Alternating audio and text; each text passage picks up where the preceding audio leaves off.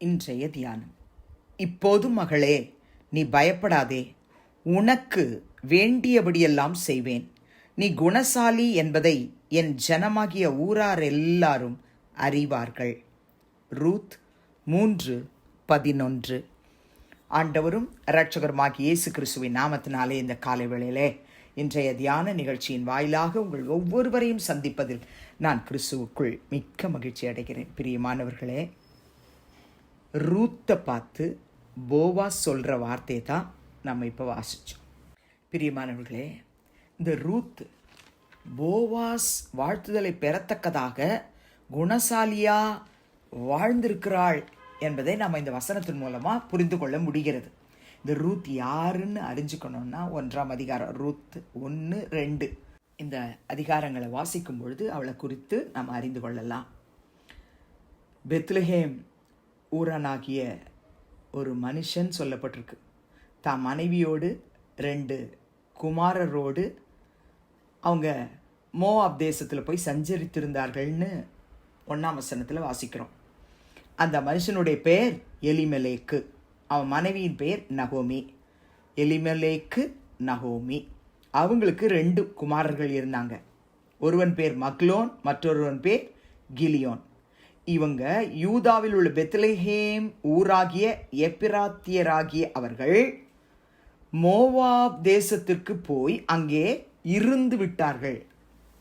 பஞ்ச நாட்களில் அவங்க பெத்லஹேம்லேருந்து மோவாபுக்கு வந்தாங்க, அங்கே தங்கிட்டாங்க. என்ன நடக்குது? நகோமியின் புருஷனாகி எலிமெலேக்கு இறந்து போனான்.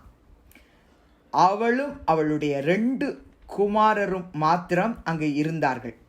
இவர்கள் மோவாபியரில் பெண் கொண்டார்கள். அவர்களில் ஒருத்தி பேர் ஓர்பாள், மற்றவள் பேர் ரூத். அங்கே ஏறக்குறைய 10 வருஷம் அவங்க வாசம் பண்ணினார்கள்னு பார்க்குறோம். 10 வருஷம் மோவாபில் இருக்கிறாங்க. பிறகு என்ன நடக்குது? மக்லோன், கிலியோன் என்னும் அவர்கள் இருவரும் இறந்து போனார்கள் அப்படின்னு சொல்லி நம்ம வாசிக்கிறோம். அவங்க இறந்து போயிட்டாங்க. அப்போ அந்த ஸ்திரீ தனித்தவளானாள் என்று நம்ம வாசிக்கிறோம். அந்நாட்களிலே கர்த்தர் தம்முடைய ஜனங்களை சந்தித்து அவர்களுக்கு ஆகாரம் அருளினார் என்று அவள் மோவாப் தேசத்திலே கேள்விப்படுகிறாள். தன் மருமக்களோடு கூட மோவாப் தேசத்திலிருந்து திரும்பி வரும்படி எழும்பி தன்னுடைய 2 மருமக்களோடும் கூட நகோமி பேசுகிறத நம்ம முதல் அதிகாரத்தில் பார்க்குறோம்.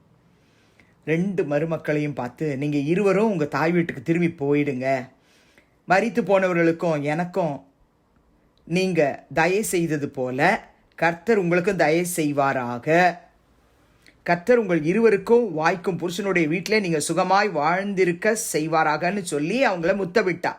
அப்பொழுது அவங்க சத்தமிட்டு அழுது அவளை பார்த்து, உம்முடைய ஜனத்தண்டைக்கே உம்முடன் கூட வருவோம் என்றார்கள். அதற்கு நகோமி, என் மக்களே, நீங்கள் திரும்பி போங்கள், என்னோட ஏன் வர்றீங்க?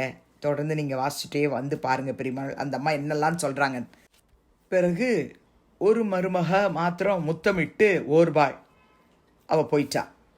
ஆனால் இன்னொரு மருமகள் ரூத்தோ அவளை விடாமல் பற்றி கொண்டாள் என்று ரூத் 1:14 வாசிக்கிறோம். அங்கிருந்து தான் நமக்கு தேவையான சத்தியத்தை கர்த்தர் வைத்திருக்கிறார். அவ விடாமல் பற்றி கொண்டாள். பிறகு பேசுகிறா 15, 16, 17. நான் உங்களை விட்டு திரும்பி போவதை குறித்து என்கிட்ட திரும்பி நீங்கள் பேசாதீங்க. நீங்கள் போகிற இடத்துக்கு நான் வருவேன், நீங்கள் தங்குற இடத்துல நானும் தங்குவேன். உங்கள் ஜனந்தான் என்னுடைய ஜனம், உங்கள் தேவன் தான் என்னுடைய தேவன்.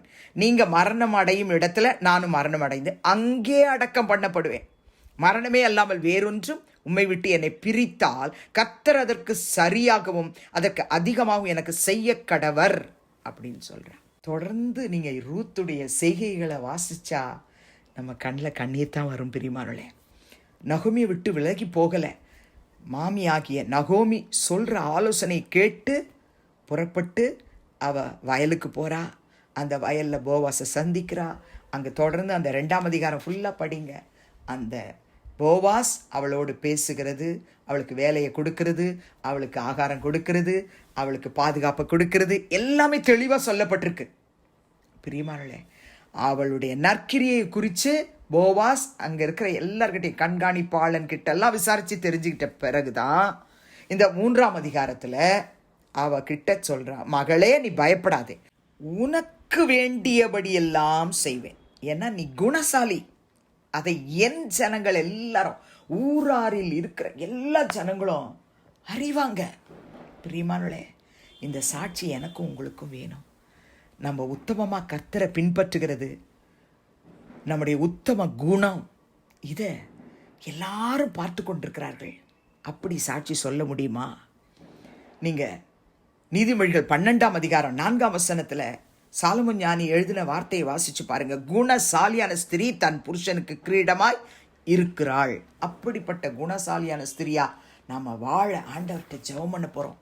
நீதிமொழிகள் 31ஆம் அதிகாரம் 10ஆம் வசனத்துல கூட சாலமோன் ஞானி எழுதுகிற ஒரு வார்த்தை, குணசாலியான ஸ்திரியை கண்டுபிடிப்பவன் யார்? அவளுடைய விலை முத்துக்களை பார்க்கிலும் உயர்ந்தது. நீங்கள் நீதிமொழி 31ஆம் அதிகாரம் 29, 30, 31 கூட படிச்சிங்கன்னா அநேகம் பெண்கள் குணசாலிகளாக இருந்தது உண்டு.